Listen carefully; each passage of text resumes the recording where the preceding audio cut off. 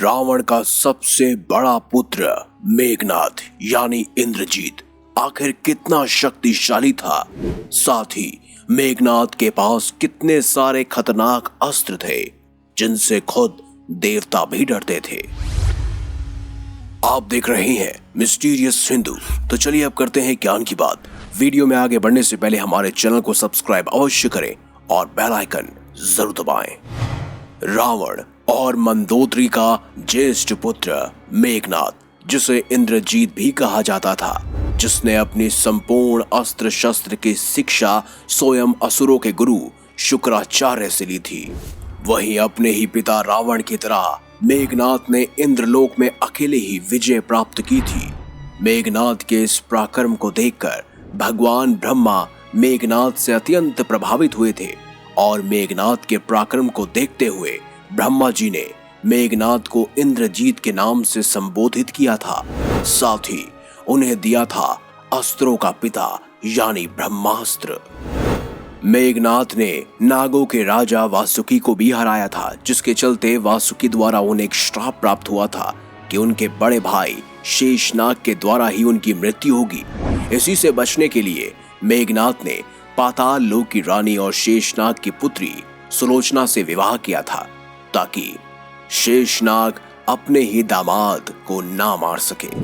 मेघनाद एक महान पितृभक्त था।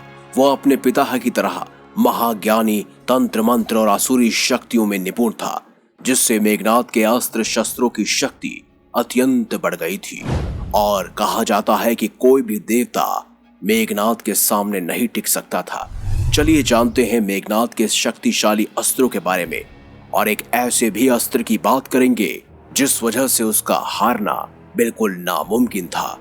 सबसे पहला है शक्ति बाण। शक्ति बाण अत्यंत तीव्र और विद्युत प्रवाह के साथ प्रहार करने वाला एक विलक्षण अस्त्र था, लेकिन मेघनाद के शक्ति बाण में आम शक्ति बाण से दोगुनी शक्ति थी।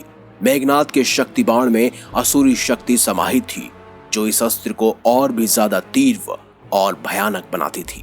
जब मेघनाद ने लक्ष्मण जी पर शक्ति बाण का प्रहार किया था, तब लक्ष्मण जी इस अस्त्र के तीव्र गति से चकित हो गए थे और लक्ष्मण को शक्ति बाण प्रहार कर गया था। अगला था भगवान शिव का पशुपतास्त्र। मेघनाद को भगवान शिव का भयंकर विध्वंसकारी अस्त्र पशुपतास्त्र का ज्ञान था, जो उसने लक्ष्मण जी पर चलाया था, परंतु पशुपतास्त्र लक्ष्मण पर प्रहार करने से पहले ही विफल हो गया था। अगला है वैष्णव अस्त्र। मेघनाद को भगवान नारायण के वैष्णव अस्त्र का ज्ञान भी था, परंतु ये अस्त्र भी आदिशेष लक्ष्मण पर प्रहार करने में विफल रहा था। अगला है नागपाश अस्त्र। मेघनाद का नागपाश अस्त्र अन्य नागपाश अस्त्र से बिल्कुल अलग था।